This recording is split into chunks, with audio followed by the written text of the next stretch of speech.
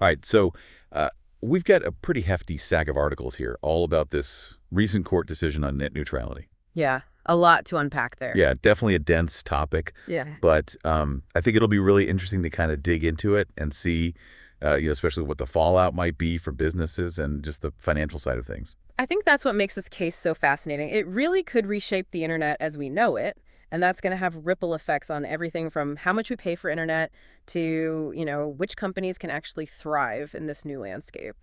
Absolutely. Yeah. And, just to make sure we're all on the same page here, net neutrality, it's the basic idea that internet providers should treat all data equally. Right, no playing favorites. Exactly. So no blocking websites, no slowing down certain services, and definitely no creating those pay-to-play fast lanes where Yeah. the companies can just shell out money to get preferential treatment. It's funny because this whole debate over net neutrality, it feels like it's been going on forever.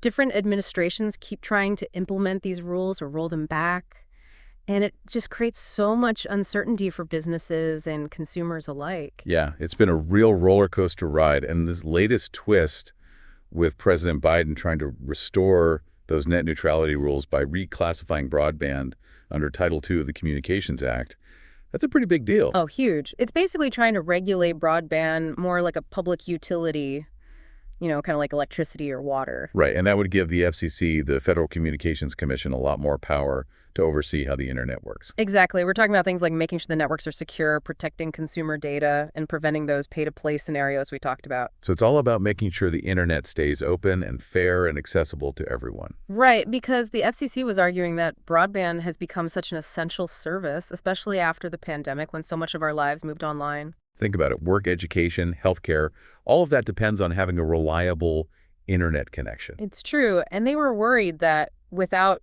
strong net neutrality protections, we could see a real decline in the quality of internet service for a lot of people. And they also seemed really concerned about things like internet outages and cybersecurity threats. Oh, absolutely. I mean, under Title II, they would have had a lot more authority to hold internet providers accountable for those kinds of things. Which makes sense because those outages and breaches, they can have huge economic consequences for businesses that rely on the internet. Not to mention the whole issue of protecting consumer data, which is a massive concern in today's digital world. And of course, we can't forget about FCC Chairwoman Rosenworcel. She's been a huge advocate for net neutrality, and she even put out a statement saying that this court decision basically undermines the FCC's ability to ensure an open, fast, fair, safe, and secure internet. She's been very vocal about her belief that internet access is a fundamental right in the 21st century, and she sees net neutrality as crucial for protecting that right. So that's the pro-net neutrality side. But what about the other side of the argument? What led the court to actually overturn Biden's plan? Well, FCC Commissioner Carr, for when he was actually celebrating the court's decision. Oh, really? Yeah, he sees Biden's plan as a classic example of government overreach, too much regulation, stifling innovation. So his view is that the government should basically stay out of it Yeah. and let the free market decide how the internet should work. Exactly. He believes that the light touch regulatory framework that we've had in the past is what allowed the internet to flourish in the first place. Interesting. So less government intervention, more competition. Right. And he argues that all this heavy-handed regulation would actually discourage companies from investing in broadband infrastructure. Makes sense. I mean, if you're a company and you're worried about all these constantly changing rules and the government breathing down your neck, you might think twice about investing. And his point is that less investment ultimately hurts consumers. He also took a bit of a jab at the Biden administration for being so focused on regulations instead of actually addressing the digital divide. Oh, yeah. He brought up that $42 billion broadband expansion plan that hasn't really gone anywhere. Right. Like, what about actually getting affordable high-speed internet to the people who need it most? He sees that as a much more effective way to promote innovation and economic growth. Okay, so we've got these two very different perspectives with very different implications for businesses and the economy as a whole. But what does this court decision actually mean for the internet going forward? What are the real-world consequences? Yeah, that's the question everyone's asking, right? I mean, businesses are scrambling to figure out what this means for them. So let's try to break it down a little bit. Starting with the internet providers themselves, those big companies like Comcast, Verizon, AT&T, the ones who are actually delivering the internet to our homes and businesses. How do you think this ruling might change their strategy? Well, one of the biggest changes is that they now have a lot more freedom to set their own pricing. So we could start to see a move away from those flat fee internet plans and more toward tiered packages, kind of like what we already have with cable TV. So you're saying we might end up paying different prices depending on things like internet speed or how much data we use? Exactly. You could have a basic package for just, everyday browsing and email, then a premium package for people who stream a lot of movies or play online games, things like that. And I imagine those premium packages are going to come with a premium price tag. Probably. And that's where things could get a little tricky because if internet bills start going up, it could be a real problem for people who are already struggling to afford internet access. Yeah, we're talking about potentially widening the digital divide even further. It's a valid concern, and it's something that policymakers are going to have to think long and hard about. Because if internet access becomes a luxury that only some people can afford, it's going to have ripple effects throughout the entire economy. Right. Internet access is pretty much essential for participating in modern society. Exactly. Now, on the flip side, some people argue that less regulation could actually lead to more investment in broadband infrastructure. So the idea is that without all the uncertainty of these net neutrality rules, companies will be more willing to put money into expanding their networks. Right. The argument is that if companies can make more money from things like tiered pricing, they'll be more incentivized to invest in building out their infrastructure, especially in those rural or underserved areas that have been neglected for so long. I can see that. But couldn't you also argue that without net neutrality, there's less incentive to actually provide good service to everyone? I mean, companies could just focus on those wealthy areas where they can maximize their profits and leave everyone else behind. That's the counter-argument, and it's a pretty persuasive one. Critics worry that without those net neutrality protections, we could end up with this two-tiered internet system where some people have access to super-fast, reliable internet, while others are stuck with slow, unreliable connections. And that would only exacerbate the digital divide that we're already dealing with. Right, and it's not just about internet speeds either. It's about things like customer service and network reliability. It's about making sure that everyone has access to a high-quality internet experience, regardless of where they live or how much money they make. So it's a bit of a double-edged sword.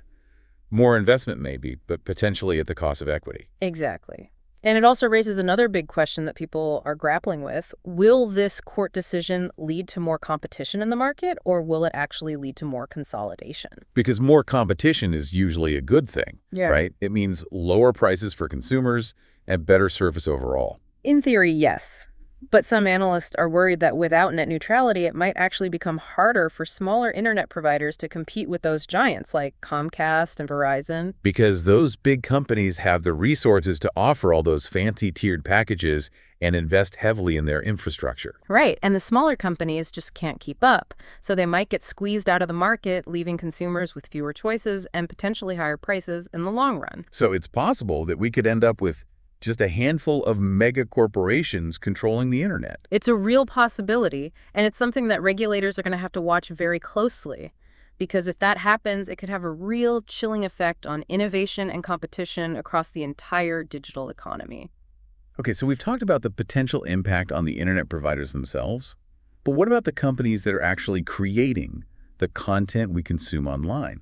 Things like streaming services, online retailers, news outlets, even social media platforms.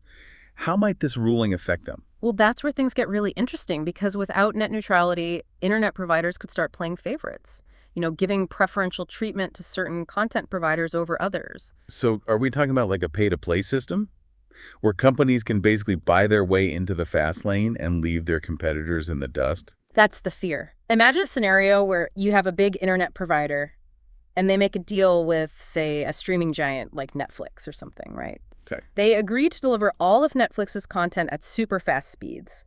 But then you have a smaller company that's trying to launch a competing streaming service. Try to break into the market. Exactly. And their content is stuck in the slow lane buffering all the time. This doesn't seem very fair. Not at all. And it's not just about startups either. Think about all those established businesses that rely on the internet to reach their customers. Online retailers? Yeah, news organizations, educational platforms, all kinds of businesses.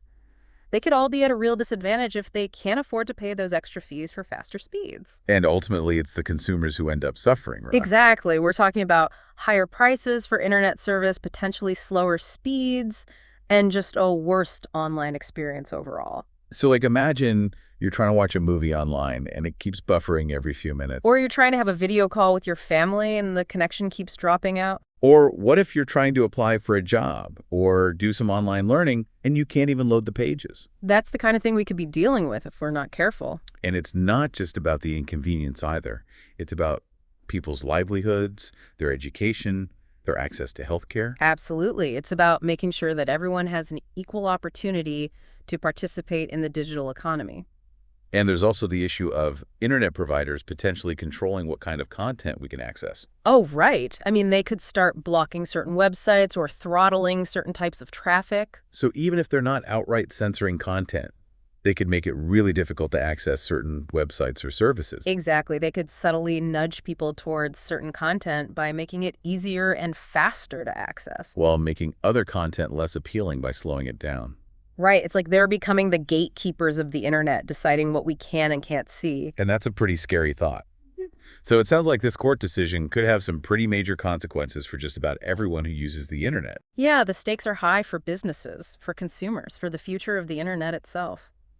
It's a lot to think about. It is, but I think these articles have given us a really good overview of the key issues and the potential challenges we're facing. Definitely. I feel like I have a much better understanding of what's at stake here. And thinking about, your own internet usage and even your own business, what are your main takeaways from all this? I think for me, the biggest takeaway is that we need to stay informed and engaged.